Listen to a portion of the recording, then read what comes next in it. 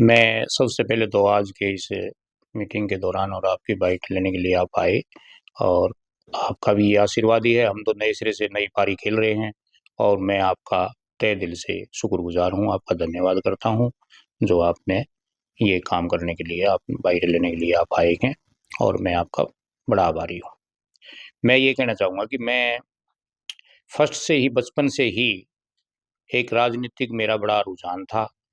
और जब से मैं नौकरी में आया तभी से भी मैंने कर्मचारियों की राजनीति की है। एज ए मैं 2 डिस्ट्रिक्ट सोनीपत में और सिरसा में डिस्ट्रिक्ट प्रेसिडेंट पटवार खानों एसोसिएशन में रहा और फिर मैं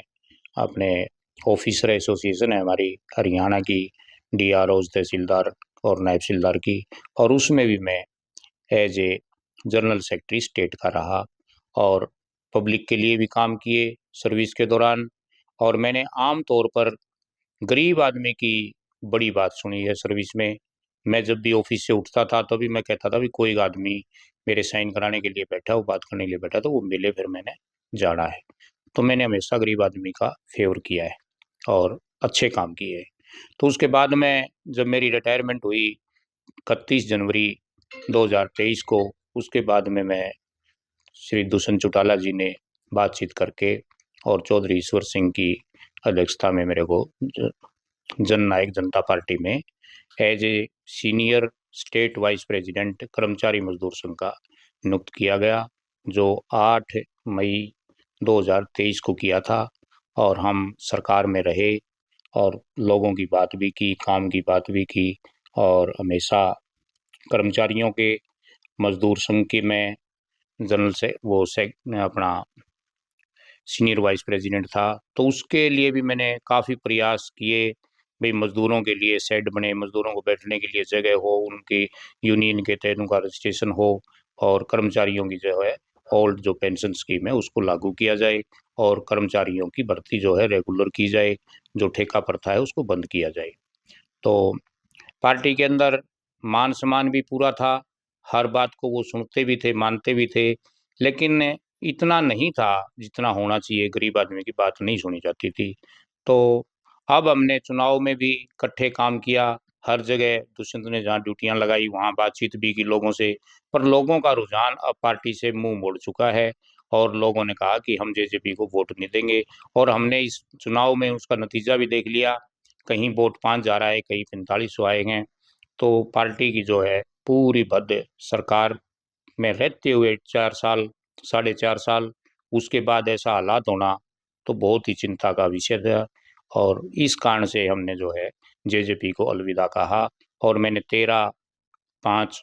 13/6 को 13/6 को हमारे राष्ट्रीय अध्यक्ष हैं चौटाला जी, अजय सिंह जी, तो उनको हमने अपना त्याग पत्र भेज दिया और हमने कहा भी हम पार्टी में नहीं रहेंगे। और उसके बाद में हमने अपना मन बनाया सरकार के अंदर। आज हमारे 21वीं सदी के अंदर जो है एक बैकवर्ड भाई हमारे श्री नायब सैनी जी जो है मुख्यमंत्री बने हैं और डॉक्टर भीमराव अंबेडकर की प्रेरणा है ये। उन्होंने कहा था कि 21वीं सदी तुम्हारी होगी और आज वो 21वीं सदी का दौर जो है चालू है। और आज हमारे समाज में जो बहुत ही महान प्रतिष्ठित व्यक्ति हैं वो मुख्यमंत्री बनाए गए हैं और उनकी नीतियों पर चलते हुए, और हमारे ज्योतिबा फूले जो थे,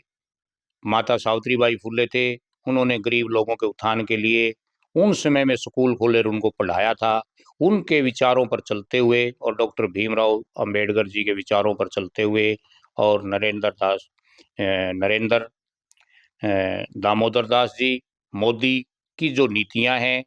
कि सबसे पहले जो नीचे की कड़ी में जो व्यक्ति है जिसको आज तक कहीं भी नहीं पूछा जाता, पहले उस व्यक्ति को उठाओ, उस व्यक्ति की जो है आर्थिक स्थिति को मजबूत करो ताकि वो गरीब आदमी भी आगे आए। तो इस समाज के अंदर जो सबसे नीचे की पौड़ी पर व्यक्ति है हमने उसको उठाना है और उसके लिए हम काम करेंगे, गरीब लोगों के लिए काम करेंगे, गरीब लोगों की बात सुनेंगे और पार्टी में रह करके हम बाबा साहब के उस संविधान को भी बचाएंगे, जिस संविधान को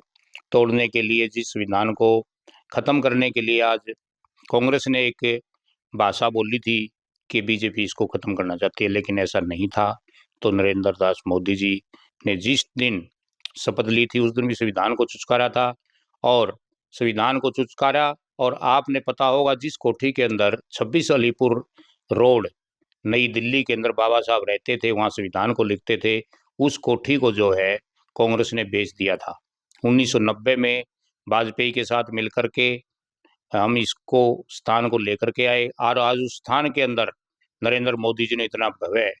भवन बनाया है जिसका कोई मुकाबला नहीं है। अगर आप भी नहीं गए हैं तो कभी आप जरूर जाके देखना, वहाँ बहुत तगड़ा भवन बनाया है। और इसी तरह देश के अंदर 5 ऐसे स्मारक बाबा साहब के बनाए गए हैं, हमें उसके ऊपर गर्व है और हम उनकी नीतियों पर चलते हुए बीजेपी में ज्वाइन कर रहे हैं। और इसके लिए माननीय मुख्यमंत्री जी से टाइम लिया गया, इन्होंने हमें टाइम हिसार में दिया और हिसार में रात को हम 10 बजे इनसे मिले। लोगों की इतनी भीड़ थी, उसके बाद भी इन्होंने हमारी बात को सुना और उन्होंने कहा रंगा जी आपके लिए दरवाजे खुले हैं, आप पार्टी में आओ और काम करो। तो इसलिए हम जो है बीजेपी को ज्वाइन कर रहे हैं। कोई टिकट वगैरह की भी मांग की है? टिकट की अभी कोई मांग नहीं की, लेकिन हमारा शुरू से ये रुझान है कि हम एक क्लेरिकल पदों पर रह करके समाज का इतना भला नहीं कर सकते जितना एक राजनीति में आकर के राजनेता बन करके हम समाज का भला कर सकते हैं। तो अगर हमें कहीं से भी पार्टी का कोई ऑफर आता है तो हम चुनाव लड़ने के लिए तैयार रहेंगे।